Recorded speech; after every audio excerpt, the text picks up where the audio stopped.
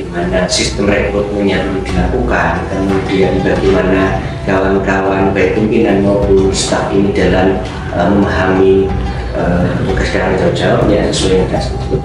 Di kabupaten kota seluruh Indonesia, khususnya di Kabupaten Boyolali itu ada 5 pimpinan.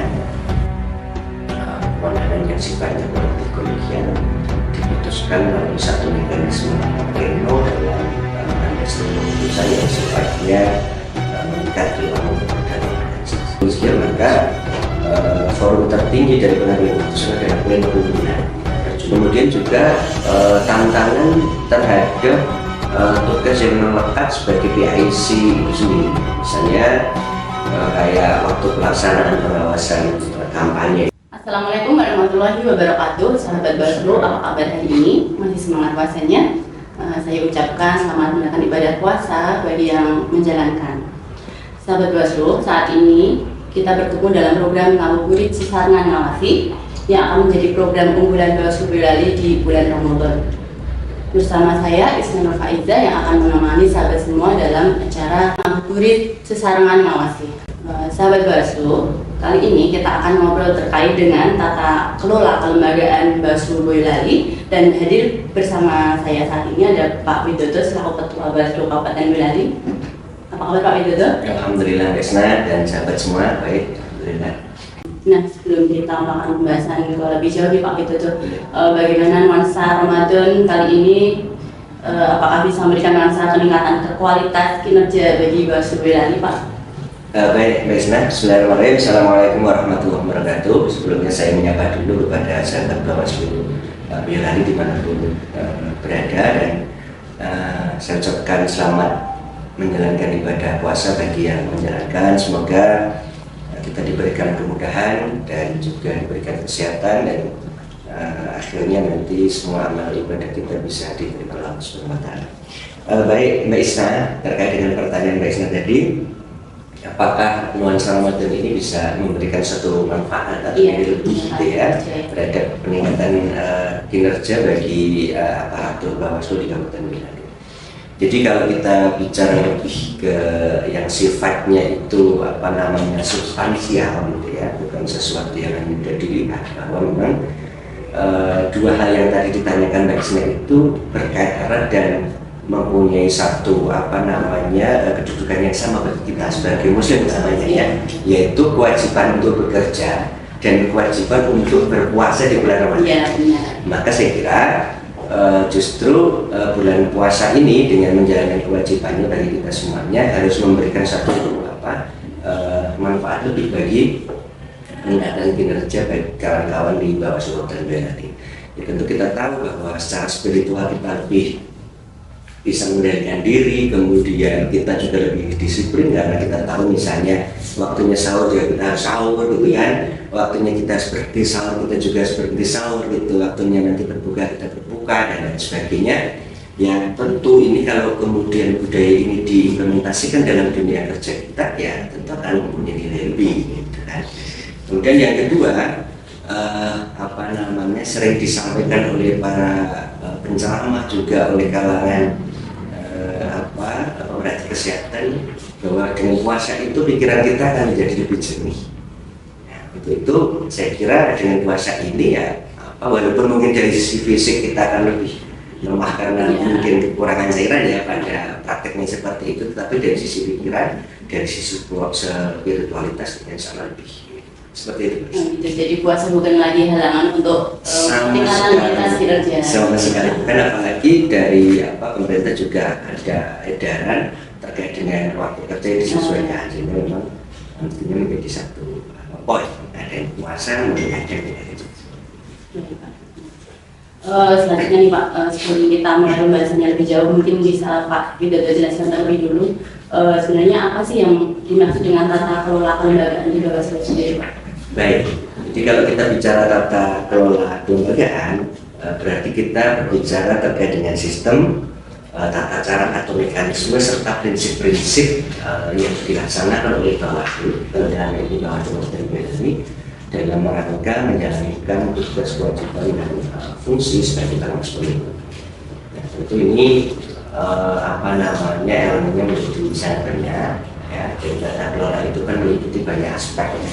Ada aspek yang sifatnya software gitu ya, sesuatu yang tidak langsung nampak. Ada yang juga hardware di istilah komputer seperti itu.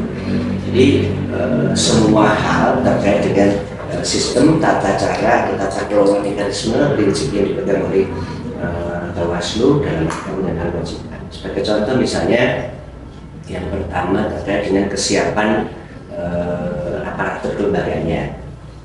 Bagaimana sistem rekrutmennya dulu dilakukan, kemudian bagaimana kawan-kawan baik pimpinan maupun staf ini dalam memahami tugas dan tanggung jawabnya sesuai yang diatur di dalam peraturan perundang-undangan, kemudian aturannya itu sendiri seperti apa, kemudian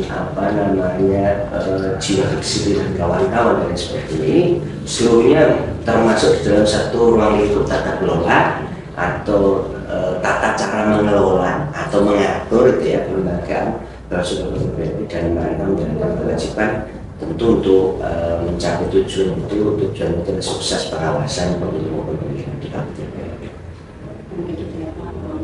Kalau ini Pak terkait struktur kelembagaannya di Bawaslu Pak, strukturnya seperti apa Pak? Baik, jadi struktur di kelembagaan Bawaslu, utamanya Bawaslu Kabupaten Boyolali ini tentu kita merujuk di peraturan perundang-undangan yaitu Nomor 7 Tahun 2017 sebagai induk dari aturan lain kelembagaan Bawaslu Kabupaten. Kami itu lahir tanggal 18 Agustus tahun 2018, ya setelah lahirnya Nomor 7 Tahun 2017 itu. Di kabupaten kota seluruh Indonesia, khususnya di Kabupaten Boyolali itu ada 5 pimpinan yang secara kelembagaan menjadi pimpinan lembaga Bawaslu. Nah, dari 5 pimpinan ini ada seorang ketua merangkap anggota, kemudian ada 4 orang anggota yang merangkap sebagai koordinator divisi. Yang pertama ada koordinator divisi sumber daya manusia dan organisasi, kemudian ada divisi penanganan pelanggaran data dan informasi, kemudian ada divisi pencegahan hubungan antar lembaga dan masyarakat, serta divisi penyelesaian sengketa dan hukum. Nah, ini struktur yang ada di Kabupaten Boyolali dan kami 5 orang ini bekerja bersama-sama mempunyai satu kewenangan yang sifatnya kolegial, diputuskan melalui satu mekanisme pleno dalam mengambil satu keputusan yang sifatnya mengikat keluar maupun ke dalam organisasi. Seperti itu Mas. Oh, baik, berarti terkait pengambilan keputusan atau kebijakan itu melalui pleno ya Pak, pleno pimpinan. Iya, ya, jadi karena kami itu saya sebutkan kolegial, maka forum tertinggi dari pengambilan keputusan adalah pleno pimpinan. Ya, berjumlah 5 orang yang setiap anggota itu mempunyai hak suara yang sama, sehingga kalau kemudian mentoknya tidak dapat diambil keputusan, maka kemudian ada semacam voting ya, misalnya bisa 4 banding 1, 3 banding 2 dan sebagainya. Ini Pak, kalau dari sisi koordinasi antar bagian, apakah yang menjadi tantangan utama dalam tata kelola kelembagaan Pak? Tantangannya apa tidak? Oh iya, kayak ya, kalau kita bicara masalah tata kelola kelembagaan, kaitannya tentang hubungan antar bagian, antar divisi dan lain sebagainya, ya tentu tantangannya sangat beragam. Itu baik. Yang pertama tentu tantangan kesiapan sumber daya manusia di setiap divisi yang harus selalu ditingkatkan terus, diaktifkan terus. Kemudian pola komunikasi yang kadang membutuhkan koordinasi cepat yang kadang-kala pada praktiknya tidak semudah dalam teorinya. Kemudian juga tantangan terhadap tugas yang melekat sebagai PIC itu sendiri, misalnya kayak waktu pelaksanaan pengawasan kampanye itu kan PIC-nya melekat di koordinator divisi penanganan pelanggaran. Tetapi koordinator divisi penanganan pelanggaran juga tidak akan bisa bekerja secara maksimal manakala dari divisi yang lain, utamanya divisi pencegahan dan pengawasan itu tidak memberikan satu data pengawasan yang konkret dan jelas, misalnya seperti itu. Maka terkait dengan pertanyaan Kak Isra tadi, apakah ada dinamikanya atau tadi seperti apa ya kadang-kadang banyak. Tapi di Kabupaten Bali alhamdulillah hal-hal yang sifatnya teknis seperti itu mampu kita antisipasi dengan selalu melakukan satu koordinasi serta peningkatan kapasitas di masing-masing divisi baik dilakukan oleh Bawaslu RI, Bawaslu Provinsi maupun di internal kita sendiri untuk betul-betul siap membangun satu pola kerja yang baik. Dan lihat ya Mbak, sejak awal saya menjabat sebagai ketua itu selalu saya tanamkan kepada kawan-kawan termasuk di dalam staf itu bahwa saya akan berusaha secara maksimal untuk melaksanakan prinsip-prinsip manajemen secara ketat.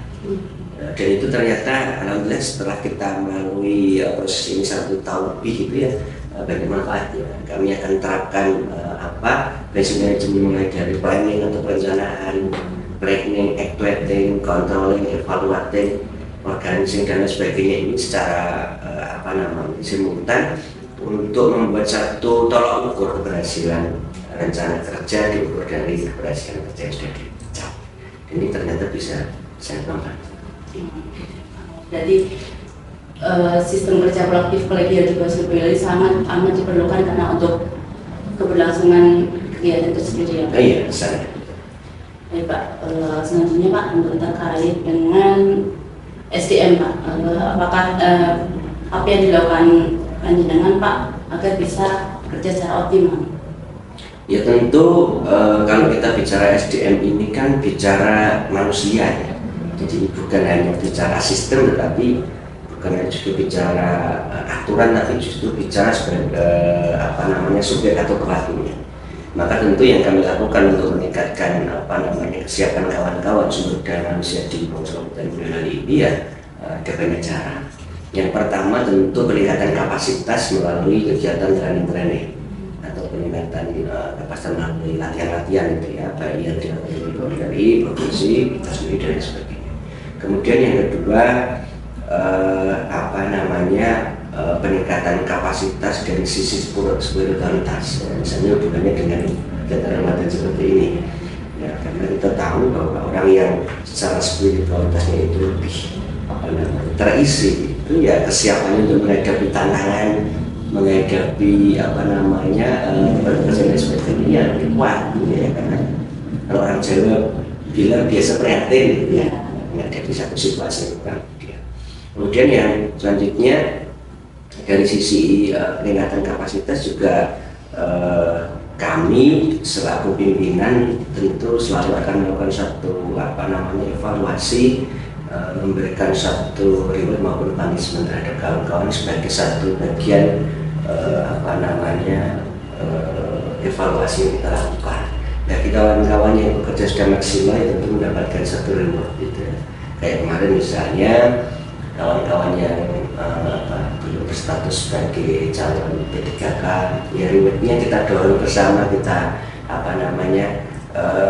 berikan rekomendasi dan tetapkan baik sesuai dengan hasil kerja kawan-kawan kan.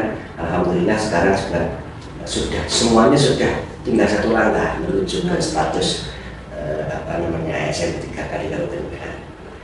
Ini kan penting saya kira. Kemudian juga ada punishment misalnya bagi kawan-kawan yang memang melanggar disiplin, melanggar SOP, melanggar peraturan yang ada ya mendapatkan sanksi. Sehingga mekanisme ini penting untuk menjaga ritme pekerjaan ini tetap optimal, tidak menimbulkan satu permasalahan yang tidak perlu. Dan sejak awal saya tekankan kepada kawan-kawan, tahun juga pimpinan kan sudah sampaikan bahwa kita ingin bekerja satu tim. Tidak ada yang lebih hebat sebenarnya. Semua tim ini merupakan satu subsistem dari satu sistem kerja di Bawaslu yang harus bergulir secara terus-menerus. Ada satu subsistem yang tidak bekerja maksimal, itu pasti mengganggu mekanisme. Ini yang saya tekankan dan kawan-kawan sudah bisa menginternalisasi ini, bahkan menghayati ini, sehingga memang kita alhamdulillah ada peningkatan kinerja, ada peningkatan pemahaman, ada peningkatan kapasitas dan kerjasama, dan endingnya pasti peningkatan prestasi. Ini yang saya kira kita bisa. Berarti betapa pentingnya sinergi dalam lembaga terutamanya di Bawaslu itu sangat amat penting gitu Pak. Iya, jadi yang perlu kita lihat sejak awal ketika siapapun bergabung menjadi produk besar Bawaslu kan itu kan, bahwa kita akan bekerja dalam satu kerja tim. Jadi yang misalnya mempunyai watak sangat ego gitu ya, atau seorang egois, dia harus mau menurunkan egonya. Untuk apa? Untuk bersama dalam tim. Atau sebaliknya, ada orang yang karena saking egonya menjadi orang yang sangat perfeksionis gitu, yang kadang karena mungkin susah sekali dikejar oleh kawan-kawan ini, mau nggak harus menurunkan itu. Menurunkan itu untuk apa? Untuk kita bisa menemukan satu formulasi yang pas gitu ya, dalam rangka bekerja sama sesuai dengan aturan lain agar target capaian mungkin kerja itu bisa kita dapat bersama. Jadi yang ada lewat dinamikanya di sini. Tapi saya ucapkan terima kasih kepada kawan-kawan sekalian, utamanya kawan-kawan minat dan staf itu selama ini sudah bisa membawa budaya kerja baru yang lebih baik itu masuk ke lingkungan kita. Lalu sekarang mungkin merasakan ya bahwa sistem kerja kita bangun dengan kekeluargaan ini sudah sangat berjalan gitu. Kita bisa saling support, saling ngecek tanpa menyakiti gitu ya. Kemudian juga bisa bergotong bersama dalam menjalankan tugas bersama-sama. Ini saya kira asik. Selanjutnya ini dalam sebuah lembaga kan pasti ada pertanggungjawaban ya Pak, terkait penyusunan laporan pertanggungjawaban, apakah ada kendala Pak? Aduh, kalau itu ya sebenarnya kalau kita rasa pasti banyak kendala gitu ya, tetapi kan tentu ada satu strateginya. Sejak awal kami sudah sampaikan, inilah yang saya kira pentingnya pengalaman juga ya dalam konteks kerja itu, bahwa nanti setelah melaksanakan tahapan, agar tahapan utamanya baik pengawasan pemilu maupun pengawasan pemilihan itu akan banyak dituntut membuat satu laporan-laporan baik setiap divisi maupun kelembagaan. Maka strateginya sejak awal kami sudah sangat tekankan bahwa data dan informasi maupun kearsipan ini harus betul-betul disimak dengan baik dan rigid. Dan sekarang terbukti kan bahwa semua data-data itu sangat dibutuhkan ketika kita membuat laporan akhir. Alhamdulillah, perlu saya sampaikan kepada sahabat Bawaslu dimanapun berada bahwa Bawaslu Kabupaten Boyolali sudah berhasil menyusun seluruh laporan dari divisi-divisi, semua divisi sudah membuat laporan akhirnya, dan kelembagaan dan namanya sudah disusun oleh ketua dan tim maupun tim SDM itu sudah membuat laporan komprehensif maupun laporan akhir tahapan pengawasan baik yang ada maupun yang pemilu. Alhamdulillah dengan segala macam dinamika. Kami juga saat ini proses penyusunan buku bersama-sama dengan ketua Bawaslu Provinsi Jawa Tengah. Semoga segera bisa kita lanjutkan. Karena kemarin sudah ada satu buku tapi ini Pak, terkait tahapannya sudah selesai nih Pak dengan membuat laporan. Kelanjutan selanjutnya Bawaslu programnya seperti apa nih Pak? Ini yang mungkin pertanyaan Mbak Isna itu mewakili banyak masyarakat, utamanya masyarakat yang masih awam ya. Bahwa setelah ada selesai tahapan Bawaslu kerjanya ngapain, kerjanya ngapain. Jadi begini teman-teman sekalian, bahwa sesuai dengan tugas, tanggung jawab dan wewenang yang melekat pada kami, sesuai dengan peraturan perundang-undangan, salah satunya kan itu mempunyai kewajiban untuk peningkatan kapasitas masyarakat terkait dengan demokrasi. Maka dari itu tentu tugas kami itu secara terus-menerus sampai nanti akhir masa jabatan, yaitu melalui kegiatan-kegiatan peningkatan kapasitas masyarakat untuk menjadi pengawas partisipatif. Nah, ini kami selalu lakukan gitu ya. Seperti tahun-tahun kemarin kami melakukan sosialisasi pembentukan desa anti money politik misalnya seperti itu. Kemudian ada pembentukan desa pengawasan. Kemudian sosialisasi ke kelompok-kelompok masyarakat, ke kampus-kampus, ke sekolah-sekolah. Untuk apa? Harapannya adalah memberikan satu pemahaman kepada masyarakat, utamanya masyarakat ini Kabupaten Boyolali, tentang arti pentingnya menjaga demokrasi. Ini yang kami selalu lakukan, juga mengajak kepada seluruh warga masyarakat dan kelompok masyarakat untuk mau terlibat di dalam proses menjaga roh dan nyawa demokrasi ini agar tidak tercemar oleh residu-residunya. misalnya tercemar oleh praktek money politik yang marak, kemudian praktek pelanggaran netralitas aparatur dan lain sebagainya yang dilarang oleh undang-undang, kemudian pelanggaran-pelanggaran yang lain gitu ya, pelanggaran kode etik dan lain sebagainya. Ini yang kami mengajak masyarakat untuk terlibat. Nah, proses mengajak inilah yang kemudian menjadi program kerja kami, baik yang kami lakukan secara berkala maupun yang dilakukan secara residensial.